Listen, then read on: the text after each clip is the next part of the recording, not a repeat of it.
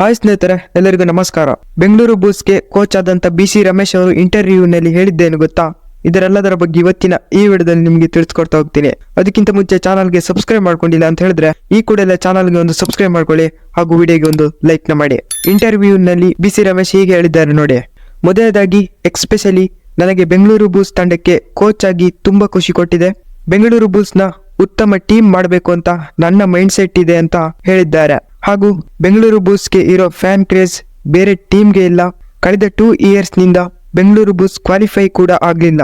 Fans ಕೂಡ ನನಗೆ ಕೇಳ್ತಾ ಇದ್ರು, ನೀವು ಯಾಕೆ ಬೆಂಗಳೂರು ಬೂಲ್ಸ್ ಕೋಚ್ ಆಗ್ಲಿಲ್ಲ, ಕೋಚ್ ಆಗಿ ಅಂತ ಕೇಳ್ತಿದ್ರು ಅಂತ BC ರಮೇಶ್ ಅವರು ಹೇಳಿದ್ದಾರೆ. ಆಲ್ಸೋ ನನಗೆ ಬೆಂಗಳೂರು ಬೂಲ್ಸ್ ಟೀಮ್ಗೆ ಕೋಚ್ ಆಗೋಕೆ ಇಷ್ಟ ಇತ್ತು, ಪರ್ಮಿಷನ್ಸ್ ಇರ್ಲಿಲ್ಲ ಅಂತ BC ರಮೇಶ್ ಅವರು ಹೇಳಿದ್ದಾರೆ. ಆಲ್ಸೋ ನಮ್ಮ ದೇಶದಲ್ಲಿ ಒಳ್ಳೆ ಪ್ಲೇಯರ್ಸ್ ಇದ್ದಾರೆ. ಆಲ್ಸೋ ಸೌತ್ ಇಂಡಿಯಾದಲ್ಲೂ ಕೂಡ ಒಳ್ಳೆ ಪ್ಲೇಯರ್ಸ್ ಇದ್ದಾರೆ. ಆ ಪ್ಲೇಯರ್ಸ್ ನ ತಂದು ಕೋಚಿಂಗ್ ಕೊಟ್ಟು ಬೆಂಗಳೂರು ಬೂಲ್ಸ್ ನ ಚಾಂಪಿಯನ್ ಮಾಡಬೇಕು ಅಂತ BC ರಮೇಶ್ ಅವರು ಹೇಳಿದ್ದಾರೆ.